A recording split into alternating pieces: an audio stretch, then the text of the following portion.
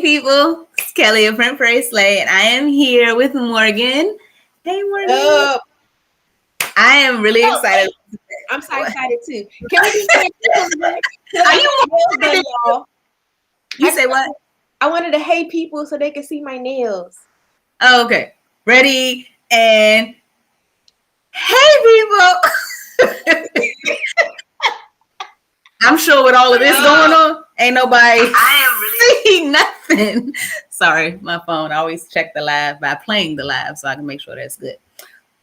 But now that is out the way, this is another episode of Cookies in Christ, where Morgan and I get together, and as friends, we study the Bible separately, then come together collaboratively to share notes, and really dig deep based on how our personalities really mesh with what we read, what we studied, and what the Holy Spirit really revealed to us individually. And we hope that you all have a fun time.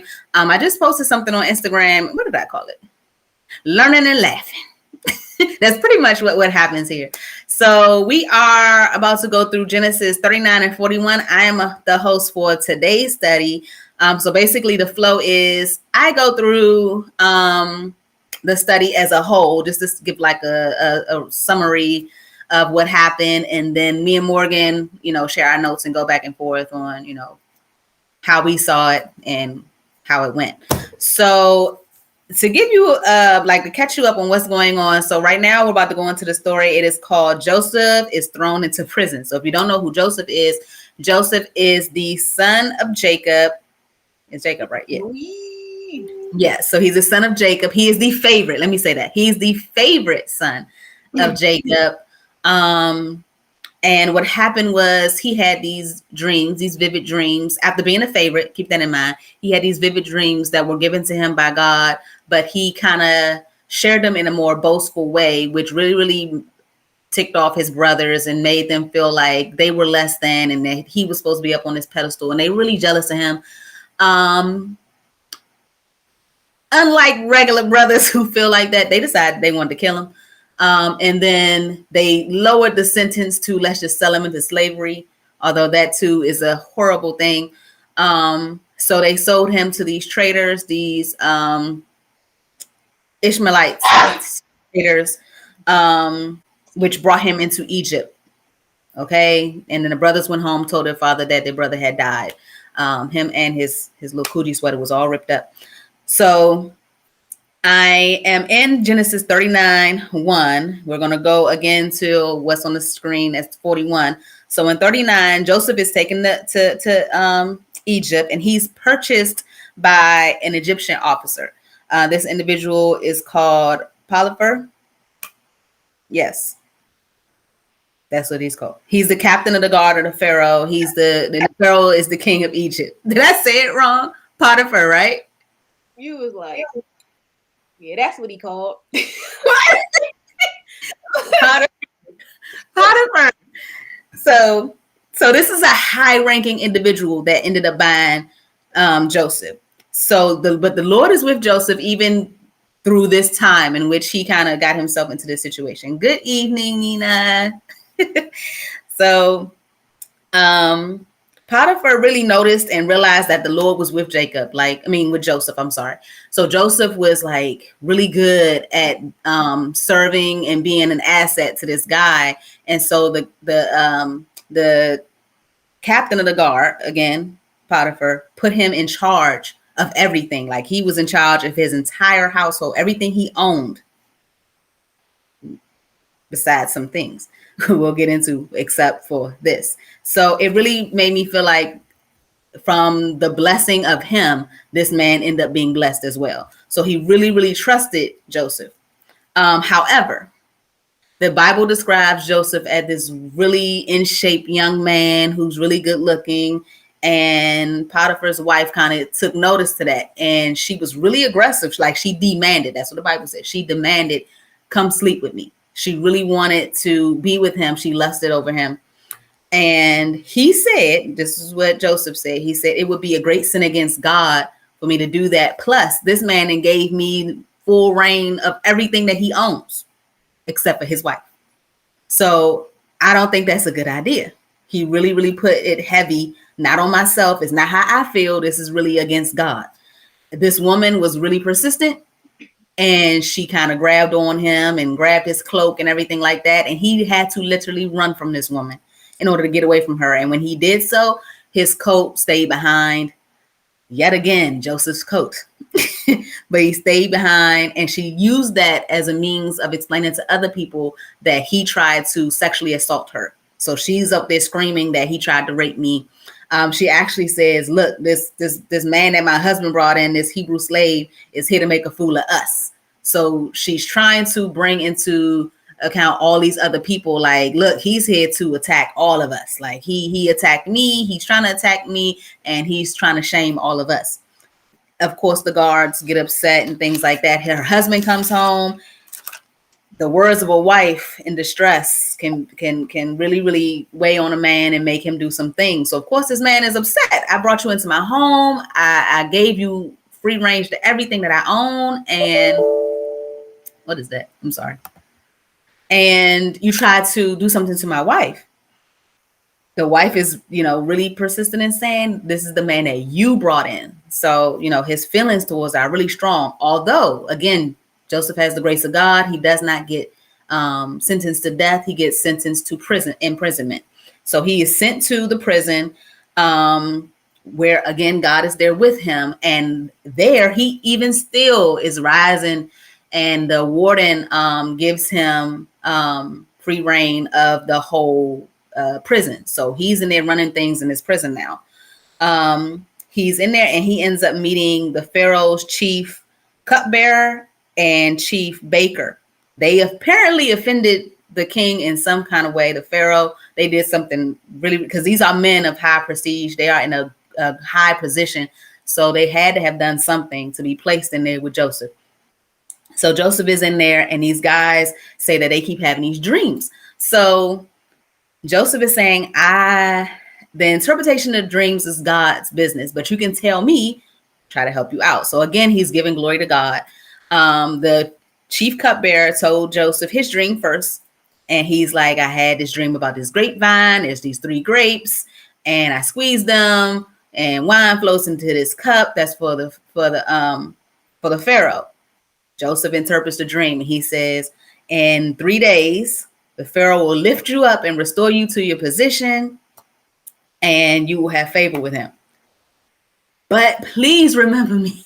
He only asked this man one thing. He said, please remember me, when you get to the Pharaoh, so that he may let me out of this situation, and he explained, how he was kidnapped. He gave him his whole spiel, like all of the violins was playing.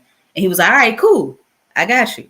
So this other guy, the chief baker, also had a dream. He's listening probably, and he's like, man, he gave him some good news. My dream got a little something similar to his, not quite like his, but if he gave him the good news, surely I'm gonna get some good news too. So he goes up to Joseph, and he's like, hey, I got a dream too. Joseph, let me hear it. He says, in my dream, there were 3 baskets of pastries on top of my head on the basket. And these pastries were for the Pharaoh, but the birds came and they ate them from the basket in my head. And I can imagine Joseph. And this man is like, give it to me. And Joseph is like, oh, okay, well, 3 baskets represent 3 days. And the guy was like, okay, true. Just like how you told the other dude. He was like, Joseph probably was like, look, I'm gonna need you to forget everything I told this man. He don't have nothing to do with you because you have a whole different situation.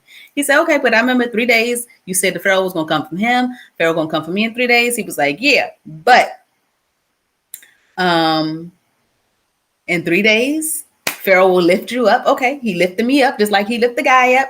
He said, and impale your body on the pole. So I'm sure he was like, that's totally different than what you told the other dude. I'm sure he really wasn't feeling Joseph's dreams at this time, but Joseph wasn't finished. And he then went on to explain how birds will come and they will peck away at your flesh. And, it's not going to be a good situation for you. Again, I don't know what these gentlemen did, but apparently one kind of got through it and was, restored, and the other guy was not.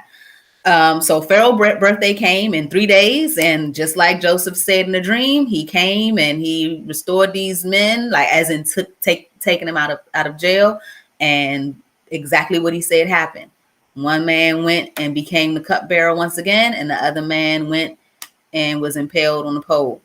And the cupbearer, I'm assuming it was the Pharaoh's birthday, so I know they doing their thing, and he's a big part of the celebration. That's why he pulled him out of jail for this situation. He forgot about Joseph. It's really sad, because when I get to the next chapter, which is like 2 sentences later, it says 2 full years later.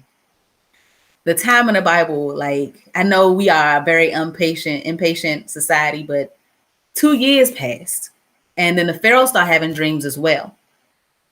And he had one dream, and then woke up and had another dream, and he ended up telling people about it. And the chief cupbearer spoke up and was like, "Oh, I remember it was this guy in jail, and he kind of helped me with my dream, and he interpreted it. He said it was some time ago." It was 2 years, but he said it was some time ago, when you was angry at me and the baker. Remember him? Yeah. And he told us about our dreams, and it all came true. He summoned Joseph immediately. So Joseph came, and he said, "I heard that you interpret dreams and everything." And Joseph said that this is, beyond my power to do this, but God. Okay, so again, him giving, glory to God, saying, not really taking attention to himself. Pharaoh tells Joseph his dreams. He's talking about 7 fat cows and 7 scrawny cows, and the 7 scrawny cows come and devour the 7 fat cows. Okay, that dream goes away. A new dream appears, when he wakes up and has his second splash of dream. He talks about stalks of grain, and how this healthy stock of grain is overcome by this withering, shriveled up stalk of grain. And he said he never saw, such a sorry looking animal and such poor looking crops. And so both of his dreams mean the same thing. So Joseph responded and told him that.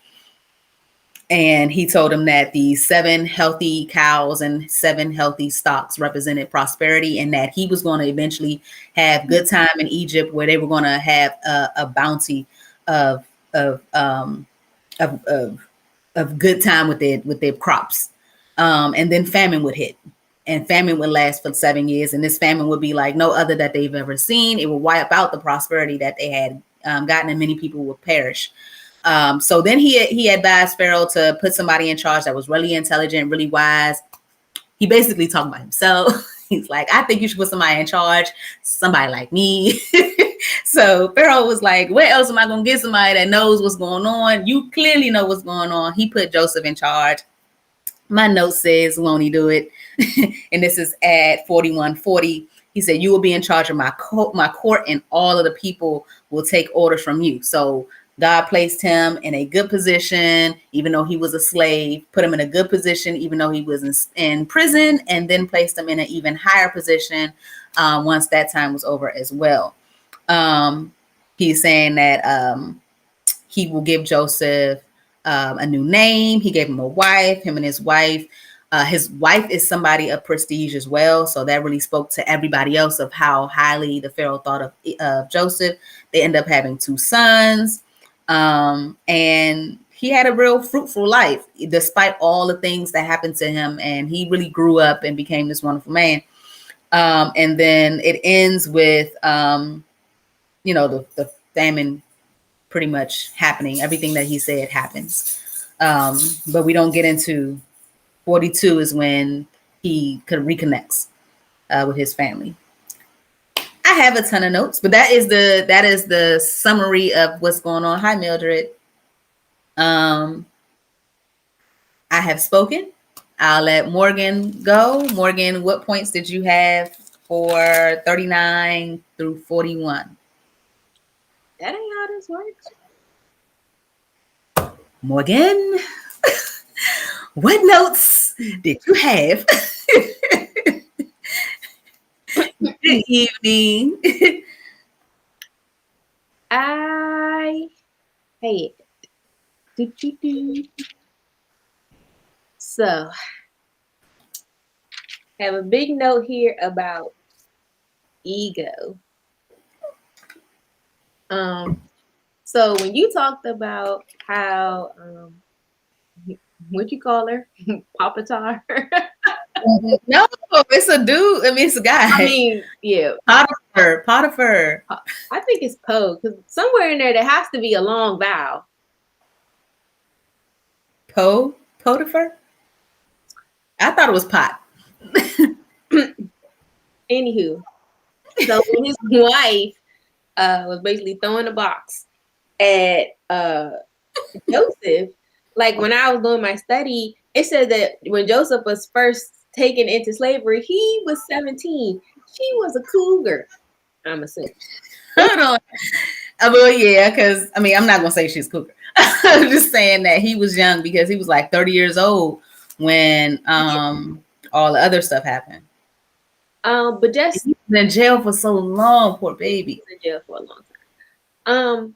But yes, the rejection that she, I'm assuming, felt, because it wasn't like he hadn't denied her before. I guess before it was just I don't know, maybe like the thrill of the chase or like cat and mouse. But when he flat out like denied her, that rejection, I guess, sent her to like, oh, I'm going to teach him, or like, how dare he turn me down, that type of thing. I don't know what kind of cloak he had on this time, but I'm assuming at 17, The one his mama made. at 17, he was still trying to. The cloak was too big. He didn't grow into it fully. He slipped out the cloak. I don't know. But this is another case of, like, we've seen multiple stories in the Bible so far where these women are just as devious as these men. Like, people. I personally, I mean, I don't know if I would have had the wherewithal to think on my feet, like, oh, hey, I got his cloak. Let me tell people he was here trying to whatever. If I was really trying to sneak and do whatever I was going to do, I wouldn't draw attention to it. He was here. He could have left that cloak on the floor while he was working or whatever he was doing. I don't know. But probably embarrassed. I think she was embarrassed. Like, you can't. The rejection literally has to run from you. If he is running, if he is on the good foot, I think that's a good face plant. Like, you really feel some kind of way. I feel like it's ego. It was just ego. It was all ego. But I guess to me, it also highlighted Joseph's age because, from him being this boastful guy that was getting on his brother's nerves by being like, oh, I'm going to be in charge and I'm going to be this and I'm going to be that. But then when a woman was trying to, like, make you see what it do, you're going to run scared. Like, his brothers probably would have laughed at him like, oh, look at Joseph running from a woman, that type of thing. Like how sometimes you talk bigger than your britches are at a particular moment. That was one note I had, just about how sometimes rejection and emotions can send us to making horrible decisions, because that was just horrible. I felt really bad for Joey. I call him Joey now in my notes. Then when he was thrown in the jail, like, I just think it's so awesome that Joey had the epitome of a servant's heart. I don't know if you guys have ever read like The Heart of the Artist, or I forgot who it's by, but basically in every single circumstance, like, I mean, I don't know what kind of hard times you guys have had. We've all had hard times, but to be sold into slavery by your own brothers, to be accused of rape and thrown in jail, like, those are already two major. Oh, never mind the fact that, oh, my mama died giving birth to my younger brother. Like, he's lived a pretty hard life a little bit. But even in the circumstances, he made the best of it. Yes, I'm sold into slavery, but I'm fitting to be the best slave there is up in this house. And he was rewarded for it. Like, people saw that he was clearly blessed. And sometimes it's just perspective and attitude. It doesn't really say. I'm sure he probably had some down days. I can't imagine him being like this big bubbling, optimistic person 24/7. I mean, slavery is still slavery. Jail, Yeah. jail. But he just always put forth his best foot, and I think that that is so awesome. And I took a lot from that. They're like, oh, when times get tough, like, are you going to sit and complain? Are you going to whine about it, or are you going to do what you have to do and try to make the best of the situation? Do act in service of others, because sometimes when you serve others, it takes the focus off of yourself and your troubles and your misery, and from that there can be blessings. Yeah, like I put being a good employee can really pay off, and your character carries you. Like you said, I'm sure it was really hard to be a slave. I don't doubt that at all. And for some people, it is really actually hard to be an employee. If you know you are meant to be an entrepreneur, or you know that you're meant to be a stay-at-home mom, or wherever your heart wants you to be, and you're not there, it's really hard to be in that position. And that's many people. Many people wake up at 9:00. I mean, go to work at 9 on a Monday, and they like, can something shut this down? Like, I just don't want to come in here.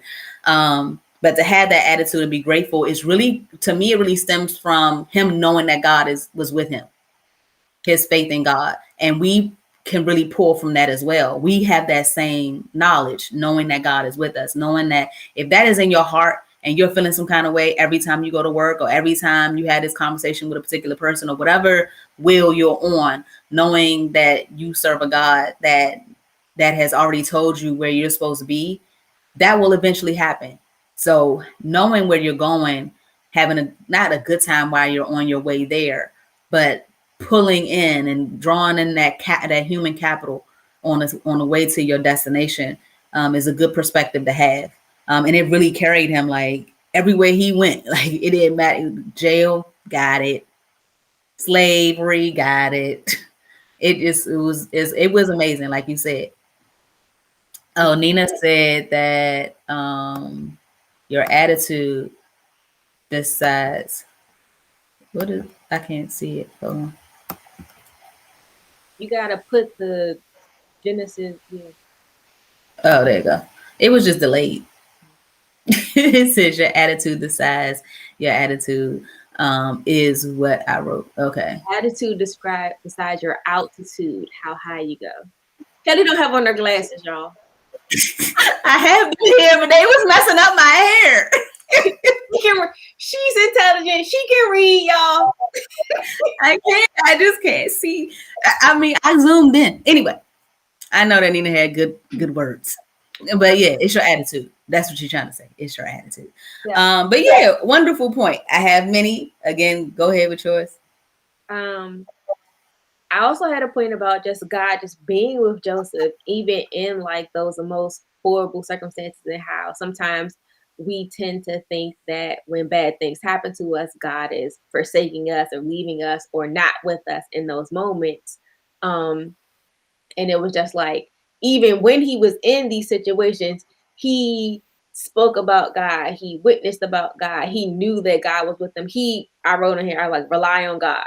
Like, he relied on God to get him through. He was never, I'm not gonna say he was never worried, but he wasn't worried about nothing. He didn't seem to be worried. Yeah. Like, no, it says that. It says not a care in the world. Yeah. He didn't worry about a thing. That's what it said. He knew, like, and to me, except what kind of food to eat. That's what it say. He ain't worried about a thing except for what kind of food to eat. No, that was talking about the guy he put in charge. That was talking about Potiphar. When he was working there. When he got to jail, it was a little different. This was a step down. No. I read it as Potiphar. Oh, okay. You're saying that the anything because Joseph was taking care of everything. That's the same thing that the warden as well.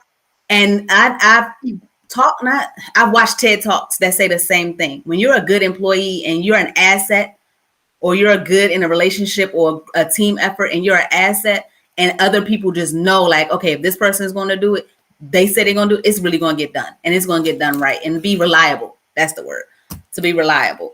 To know that Potiphar and the warden, when the Bible was talking about them, they said that they had no more worries because Joseph took care of everything. I was like, wow, that's some trust. But go ahead. I also thought, before I get too far, that I had a note here about how sometimes, yes, he did not lose weight.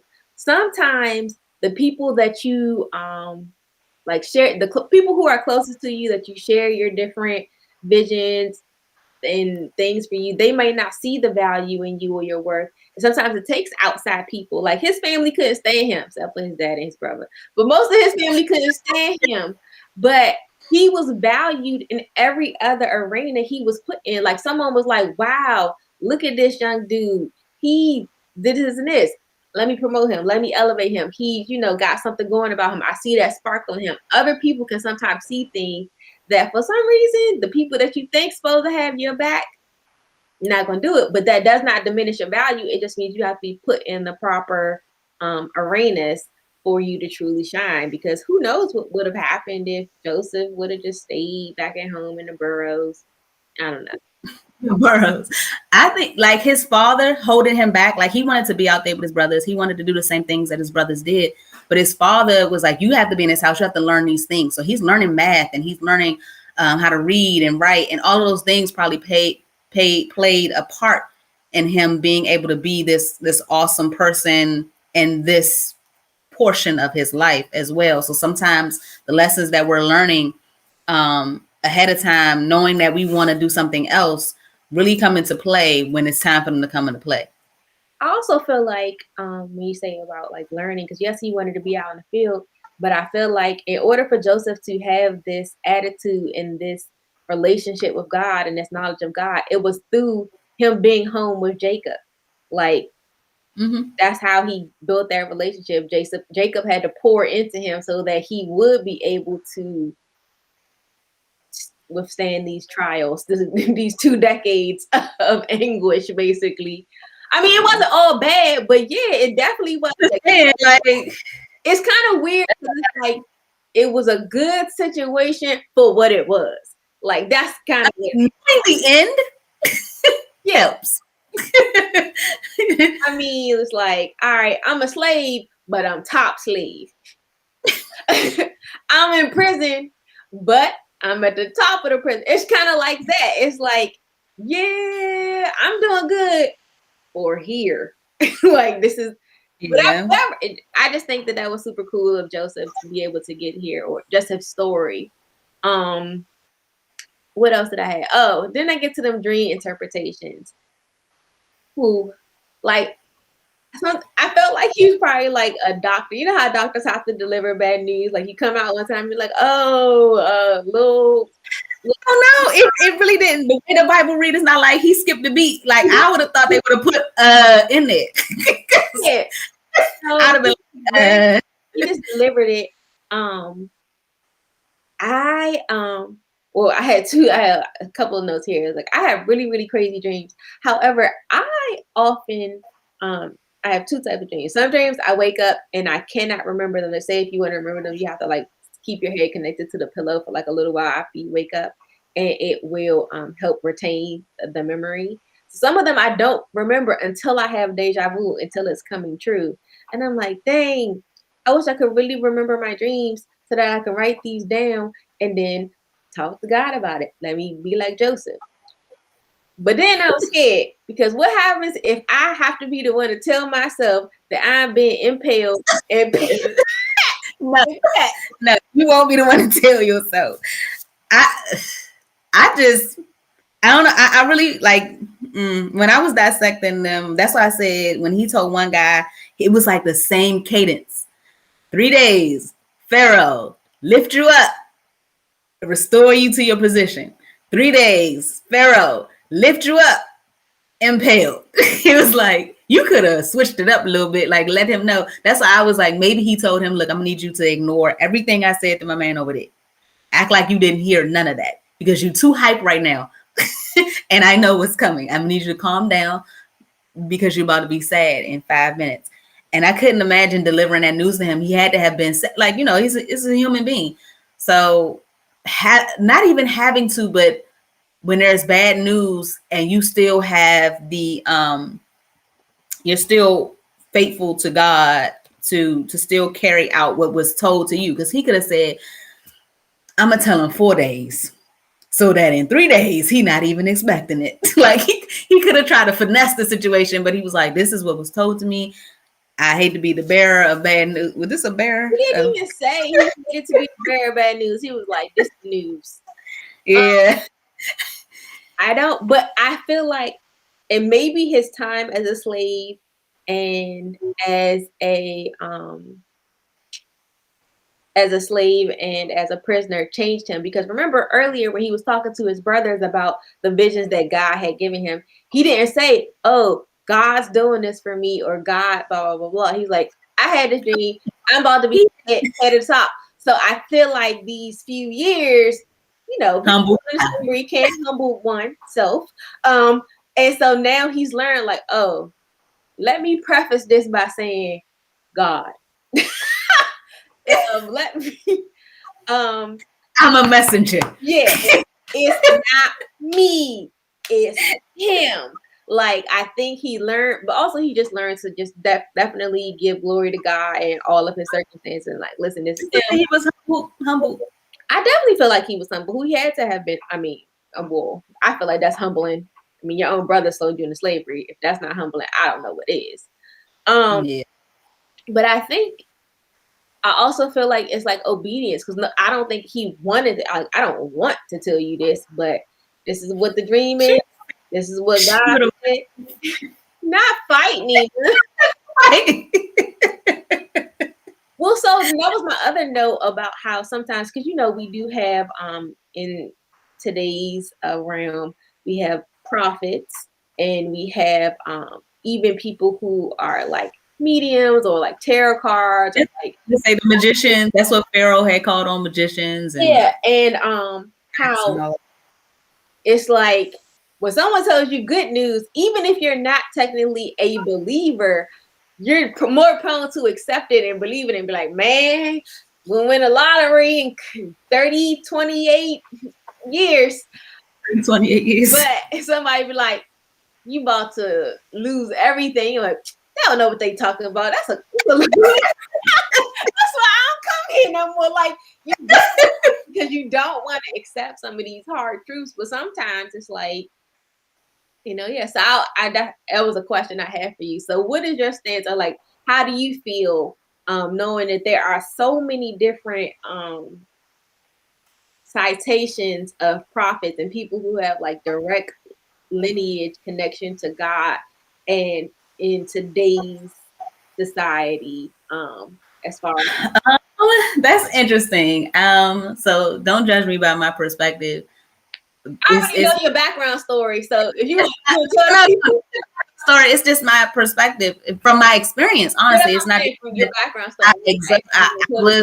I was at the Panera Bread, and this random guy walked up to me and told me all these things, and it weirded me out. It wasn't necessarily that he was right or wrong. It was just like, I'm with my sandwich. Like, I'm not saying you need to shoot me an email. I'm not, but he was like he like sat down at a table and everything. And my friend who I was with was like, oh, look, God just came through this man and told you this message. And I feel like you can receive something like that. But to me, a confirmation usually comes also to you. Like, if somebody walked up to you right now, random guy was like, God told me I'm your husband. You probably gonna be like, and when God shoot that over to me, we can have our first date. So God, my husband was a millionaire. Can I say the next statement?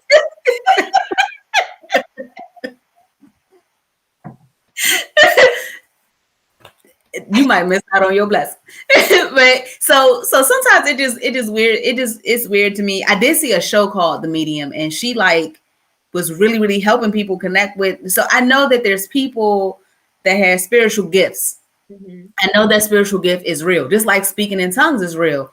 But you trying to get me to say Jesus 50 million times until it comes out as something else is something that I personally stray away from. And it's like, it doesn't feel authentic to me.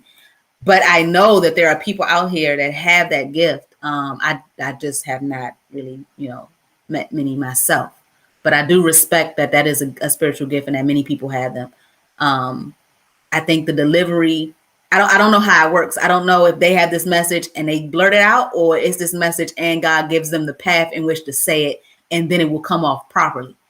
Because you just walking up to me randomly and saying that you my husband is different than, oh, that's what God told me, I'm gonna ask her out.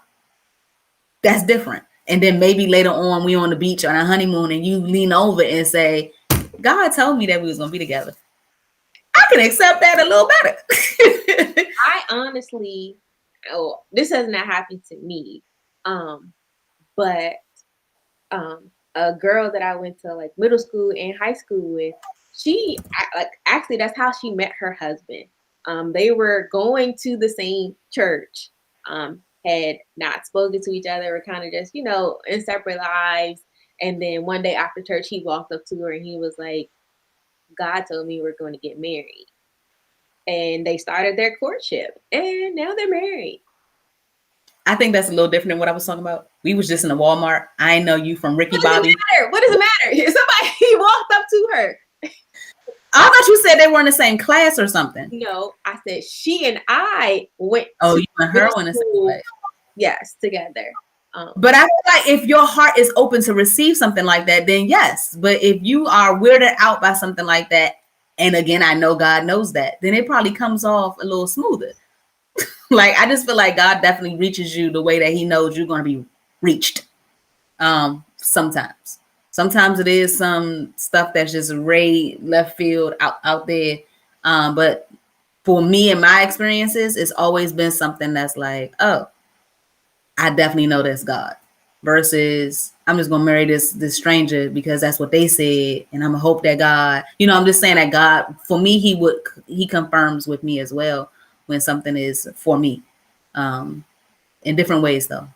Yeah. And I mean, that makes sense because a lot of people will say, oh, well, they will take whatever and go to like, their pastor or their prophet or their priestess or their fortune teller or whatever and tell them, I've been experiencing this, I've been feeling this, blah, blah, blah, blah. But that in essence is God talking to you. It's just about you fine tuning your relationship with God and your frequency so that you can really hear what he's saying. Because he was clear. This is what's fitting to happen. Now, I don't know how much time they would have needed to have spent with God in order to be able to say, ooh, this bird pecking situation don't sound good for me. Like, if it's on my head and the birds are pecking, I would have automatically assumed that's not a good sign. I know a lot of people who are afraid of birds, like will drop down on the ground.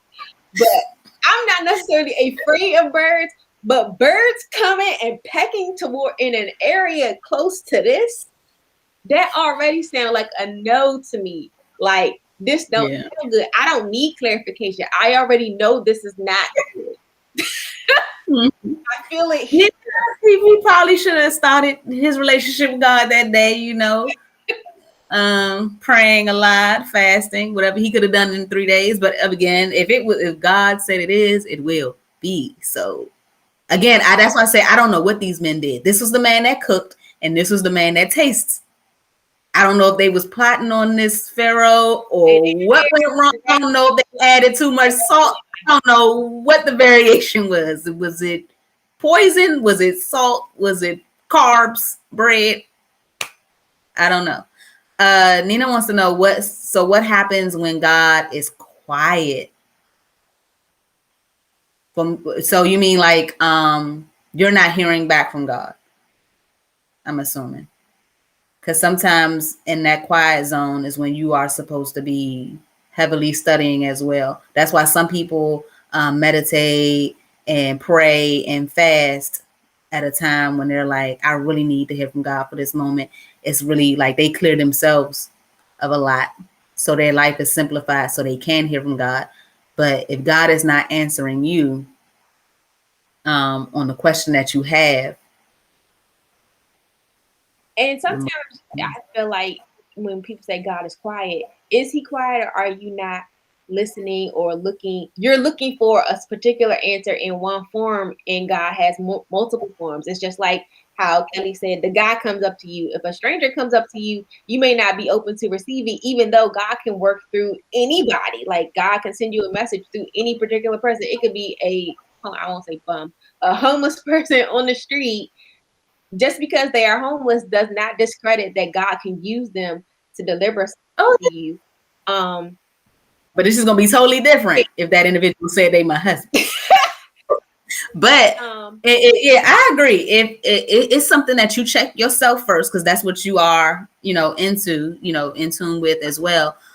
See if you are too noisy to hear him. And I would take that as a not right now. Me personally, if I'm sitting there and I want to be pregnant and I'm praying for a child and I haven't heard that I'm going to have a child, I haven't heard that I won't have a child, I'm in this limbo situation, I would direct my attention and my energy into something else, or continue to pray about it. Because to me, I mean, I know that we pray over and over and over, and there's nothing too big or too small for you to pray about. But it's sometimes I feel like when I'm talking to God, it's like he got it. He heard you. That you said it. You wrote about it. You said it. You prayed about it. You told 50 other million people. You posted on Instagram. He heard you. And at that time, it's like, let go and let God, work within the situation, and you will hear back. The time frame for God is so different. Like, and when I hear stuff like these people be walking for a couple decades, like the time in the Bible is so different. And we are a microwave generation, and we be like, I know God got my message. Like I sent it earlier today. So I would say that's what I would do in the time of being quiet. I would first check myself to make sure that, I'm in tune with, because you could be praying for something that is not for you. So it might be something where I'm gonna just get back to it and just wait until God answers me. In the meantime, there's plenty to pray about. World peace. So my thoughts on it, and it kind of relates to this because I wrote a note, this big bold. It say, get ready and stay ready. So like Joseph, that man forgot about him for 2 years. But the moment that dude remembered, Joseph was ready. He was like, this is my time. He did not have time to study what the Pharaoh's dreams was like, but he was ready when it was time for him to come up out. I'm here. I'm ready. My relationship with God is so tight. You can tell me you had a dream, in a dream, and I will be able to tell you what God said about it because I'm ready. So sometimes I think it's too far. I think sometimes we ask for things, but are we ready for the things that we're really asking for? People say, oh, I want to be married. Oh, I want to have children. But are you really ready for that marriage? Like mentally, physically, financially? Are you really ready for that baby? Is your frequency, so I talk a lot about like vibration. Are you at a place where your soul is vibrating to receive your request? So think of it like a radio. If you can't tune to 96.3 and think you about to hear some country. If you're not tuned to the right station, you're not going to receive the signal. So again, like Kelly said, sometimes you have to get quiet. She said, check yourself to make sure that you got everything in right. I say, check yourself to make sure that you are really ready for what it is that you're asking. And if you're not, you need to get ready. And then you stay ready for when your opportunity comes, when God does answer. Because what they say, he may not come when you call, but he always will come on time. I had a note there, and this is from Martin because I like that show. And it says, used to be my homie. Now you act like you don't know me. And I had to imagine the hurt that Joseph felt when he was like, I know my man is sitting there sipping on wine with the Pharaoh, and he don't remember how he got there. like true. So listen, what would happen if the dude no so let me land. No, let me land. So I was thinking that how hurt he probably was feeling, but that was not the time. Like, okay, so let's say he mentioned you to Pharaoh, and Pharaoh was like, you don't matter to him right now. So he sentenced you right then and there. He was like, okay, yeah, you told me about this guy. He was cool. And the Pharaoh doesn't have those dreams yet. So you're not an asset to him. Yeah, you cool in the jail, you running things and this, that, and the other, but let's take your offense into account. The chief's wife said that you raped her. Case closed. Hang him. Put him on the pole next to the dude that had the bread. So it's like, everything happens when it's supposed to happen, even though you're in your heart and your feelings, you're like, but God, I did what you told me to do. I told the dude, I helped him out drastically. The other dude, that's not my fault. But this one, I really helped him. And he didn't do what I only asked him for one thing. And it didn't happen for me. And I can imagine how mad he was. But like you said, it wasn't the time. It definitely wasn't the time. Because I mean, me personally, I can imagine somebody I just brought out of jail said that, oh yeah, I met this dude in there. He good at dreams. And what? I don't got dreams. I don't dream about nothing. You know what? I dream about everything I got. Like nothing happened with Pharaoh where he would feel like Joseph was worth anything, even if he consulted with the warden. The warden would be like, yeah, you know, he read to the prisoners, he keep everybody in check. He was like, okay, so let him continue to do that. Moving on. So I think, like you said, I think that what you said was definitely exactly what happened, which was timing. And it was on God's time that this happened. And that's something that we got pages and pages of people trying to help God and go on the time in which they felt like it should have happened, instead of just really trusting and believing that it's going to happen when it's supposed to happen. There's no other perfect time than when God has it. It's just, I can honestly say, a little irritating to us because we don't have that time. We don't have that exact pinpoint. And if we had it, we mess it up. So, so I think that was, I think that was a good point that you made about the time. There was something else I wanted to say about the guy, the cupbearer, and how he had to have, to me, I think he was genuine in his little epiphany of, oh yeah, I had one job from this guy. And I felt like he really genuinely probably was like, oh man. But as the person that may have forgot to call their grandmother before she passed away, or as the person that, you know, forgot to pick your kid up and, you know, you got a nasty look from a teacher or something like that. Sometimes we have to count that towards God as well. Like that was also not in my hands. I was meant to forget. I wasn't supposed to do it at that time.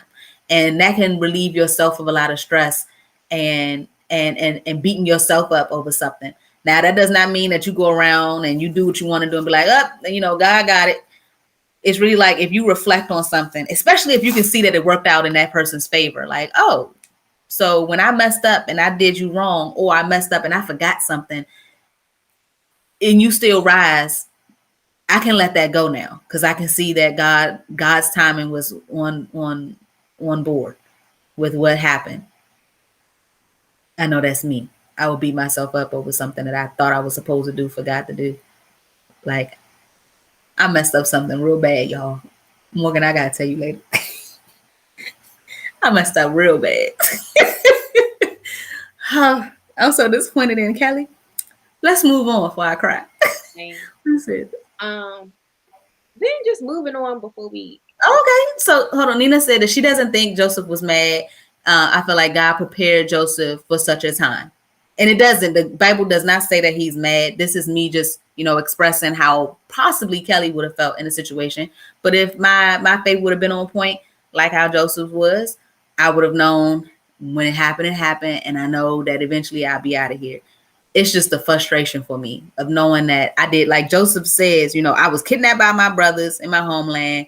I'm, you know, here in prison, and I did nothing to deserve it. My actual notes next to that say a lot of people in jail say that. A lot of people in jail say that. And I don't know if the chief baker really believed, no, I mean, I'm sorry, the cupbearer really believed them, or he had that same thought, like, yeah, everybody sing that song. So I don't know. But it does say he forgot all about it. And to his, I mean, his homie just got impaled. It's a huge party. A lot is happening. Yeah. It was a busy day. That's just but he sentenced your friend to be impaled. It's not the time to be like, oh, it's this other Joan down in the prison, Big P.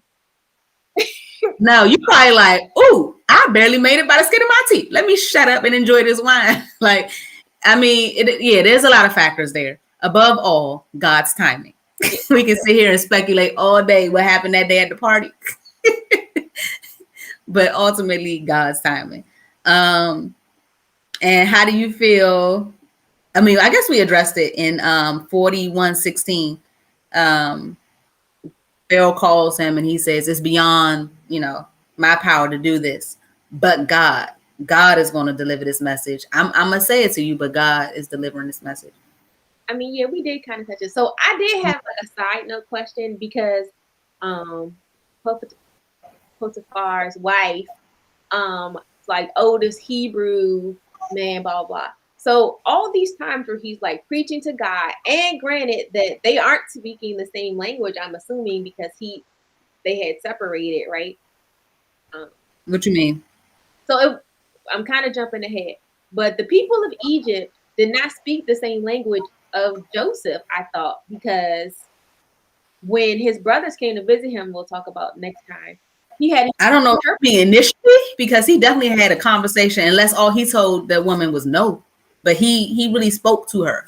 Right. What I'm saying is all these other conversations that he's having with all these other people, how did he pick up the language? But what I'm saying is if there is a clear language differentiation, I'm assuming that they aren't worshiping the same God, because up until this point, we've seen a lot of corrupt civilizations and false idols and different things of that nature. So when he's going into these places unapologetic, it's not me, it's God. And nobody is saying who's God. Or you mean respecting the fact that he's saying that? Yeah. Well, her eyes, there's a veil of lust over her. So again, even if just like somebody can tell you right now, Jesus, Jesus, Jesus, and if you really want that alcohol or you really want to do whatever, that's what you're going to go after. Even if you do believe, it's just that, but at this moment, this is important to me. This is what I want. And it just takes over. So I don't know, because Potiphar acknowledged that the Lord was with Joseph. He didn't necessarily say that he believed the same God as him. Just like oh gosh, his name starts with an A. When the wife, he had a conversation with God because he was about to sleep with the man's wife. I think Sarah. He was about to sleep with Sarah. Oh my goodness, I forgot his name. But many people have referenced the fact that they acknowledge God, but again, I don't know if that means that you believe in the same God. So, but yeah, so I thought it was believe in our God. Unapologetic, like it ain't me, it's God, and he said it in a way that people, if not believed in God, at least believed him. And he said it with enough authority of being convincing. They're like, oh, this man is definitely, touched by God or in charge or blessed or whatever the case may be, to give him his props. And I thought that was super dope. So I thought in return, I thought it was very, very good that Joseph always gave glory to God and not talked about his own power. Because a lot of times when you make it, you be like, oh, it's me. Like I did this, I did blah, blah, blah. No one. There was who was it? It was a meme or something on TikTok that was like, I want to thank me for helping me get to where I am. Thank me for me. I was like, oh goodness. Oh, and then I had another kind of side note about the whole famine thing. And it's not really prophetic, but it was just about how there are ups and downs everywhere. Like, Joseph, you saw the ups and downs of his life. The famine, the what they call the opposite of famine? The abundance. That's not what they call it. The feast. Well, it was prosperity. Yeah, the prosperity. You see all this prosperity, and it's like people, you think, oh, you made it, and then boom, like tragedy or whatever, something could happen at any turn. And a lot of times, people aren't prepared for it. You think it shouldn't happen to me. Like, oh, I was doing so good, but it's like here today, gone tomorrow. At any moment, it can be gone. Which then takes me to the second part about like proper planning. And people think I'm such a nerd because I have so many planners, and I'm very detail oriented. And about them planners the other day, I was like, "Where's your planner?" Yeah, Kelly's a hater. I just bought a new planner, so I didn't have my old one. It's brand new. Have no rings. What is that? This is a bullet journal. Oh, bullet journal. So yeah, I just started this one. So yeah, anyway, Kelly was coming for me. All she had to do was answer the question, y'all. We won't talk about our marital issues. She should have had it all in talk about our marital issues on YouTube, okay? I was doing therapy. Well, I have another point as well. If you are, hold on. So yeah, just like being aware. I think of being conscious that everyone has seasons of fruitfulness and seasons of fruitlessness. So if you are, maybe you are having a season of fruitlessness, but just know that in any moment it could turn into fruitfulness and vice versa. So be on one hand, be optimistic. On the other hand, be practical and plan. That was my note. Okay, I like that. My point, I don't think it's my last point, but my point was just thinking on the opposite side of the coin. It was like, oftentimes we're probably almost to our destination, almost at our goal, or our blessing is almost, about to be bestowed upon us by God. And sometimes we quit. And I was thinking, like, what if Joseph was like salty? Like, this is not what happened. This is not what happened at all. Like, Joseph was like, he was on his stuff. He was faithful. But I'm thinking about the average person, or just, let me just say myself, being in a position at times where I've been doing what I'm supposed to do, and you give up right before, like, let's say you're online to be in a sorority, and it's like, that week before, and everything is super hard that week before, and you give up. That has happened to people. They were like almost there, about to get them letters, cross that sand, and then they give up, and they got to watch everybody else do, get the glory that they was striving to get. And I wanted to encourage people, because sometimes that happens. Joseph could have very well, like, I did what I was supposed to do when I was a kid. I was young and dumb, but I was still listening to you, and I stayed with my dad, and I did what I was supposed to do. Then this happened to me. And even when I was a slave, I did exactly what I was called to do. I was the best slave. And then, that happened to me. Like, all this stuff happened to me. And then here I am in prison again, doing what I'm supposed to do. And then he leaves, and a year, let's say 1 year went by, because I'm thinking the party's over. So my man should have came through for me by now. It's now Friday. So I would be thinking that, anytime now these gates, this cell is going to open, but it didn't happen. And a year later, if Joseph was like, you know what, hands up, done, I ain't doing nothing. I was the best. I was out here thugging and doing what I was supposed to do, grinding. I quit. And he's like, I'm about to do me. That's what a lot of people do. They go through a hard breakup, and then they like, I'm about to run through a whole bunch of people because my heart hurts, and this is how I'm gonna get over it. Or I used to, be straight and narrow. Now I'm cussing everybody out. Can't nobody say nothing to me. Or I'm just gonna be disrespectful, or I'm gonna be short fused. Whatever the thing is that you do because of what happened to you. What if you were almost there, and then you decided that I quit? That's a horrible situation to be in, because you don't know. Because again, he could have thought that he was in a horrible situation when he was a slave, and then it started to go well, and then here come the woman, and then instead of going, I was up, down, up, down, like it's like this roller coaster that he's on, and that could be sickening. So that was all. I just wanted to encourage people that you may be on the last lap of this race, and if you quit now, you just stop running, it could be real heartbreaking for you when you were almost there. So keep trucking. Stay encouraged, folks. We all in the struggle together.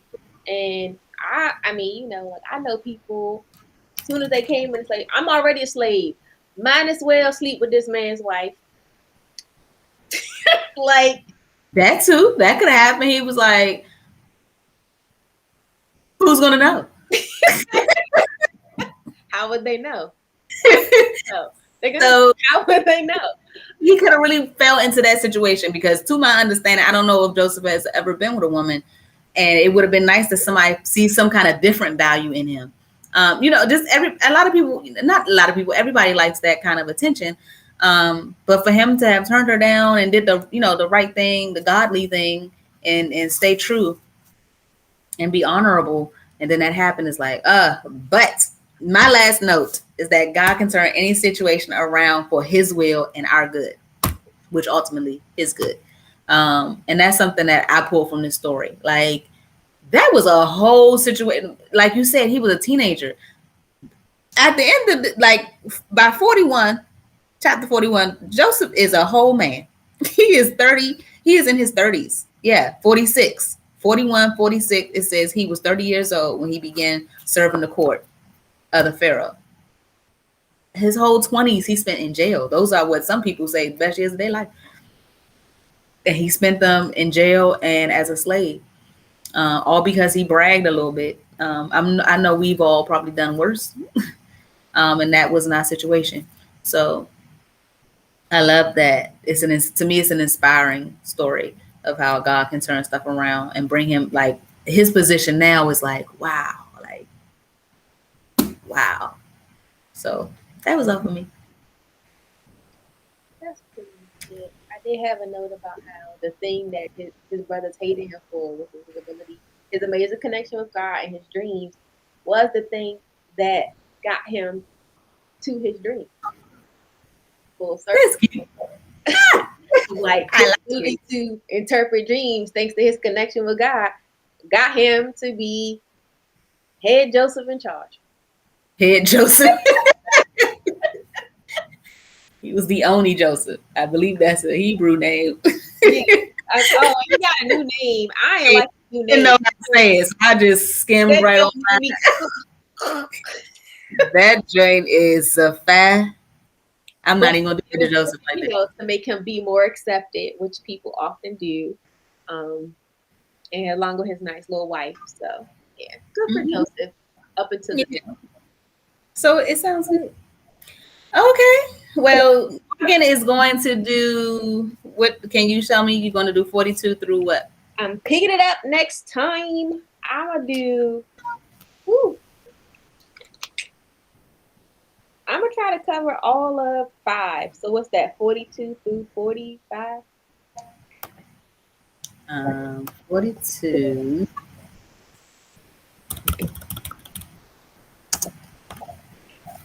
Does anybody else have a question? I don't want to just be like, the end. Does anyone have any questions or final thoughts? And thank you, Nina, for your interaction today. I love it when you guys interact. You said 42 to 45. That's there. Nina has a point. Hold on one second. It's not on the screen. It's not? Oh. Why not? I don't know. It says on screen. Not on this screen. Oh, okay. There you go. Oh, this thing is against me. Okay, 42, 45. How about now? Yes. I was like, but it's about to be replaced with Nina's comment. So she says, let's see. We can't 45. see under. Which reminds me, Nina, are you in the Maryland area? So at the Frederick County Fair, there's this stand. It's called Hog something. Oh my gosh, y'all! It was the best. I saw it on Diners, Diving, whatever on the Food Network. Man, I don't even like barbecue, but they got this little thing with cornbread and macaroni and cheese and like pulled barbecue. It's like stacked. Man, that junk was delicioso. I made barbecue the other day, barbecue ribs. I don't eat barbecue like that, but it was all right, y'all. It was all right. So the Frederick County Fair is normally in September, so might be happening next month. We should do no, we shouldn't. I thought today that we should try to go to Iverson Mall. But my scholars told me that it's not even there anymore. The cookie joint? What was closed? I was gonna say, I just see somebody with a greasy bag. How come this text? Okay, there you go. I was gonna say, what is going on? I'm losing it. Okay. All right. So that's it. All right. Bye, people. I just did it again to show you guys.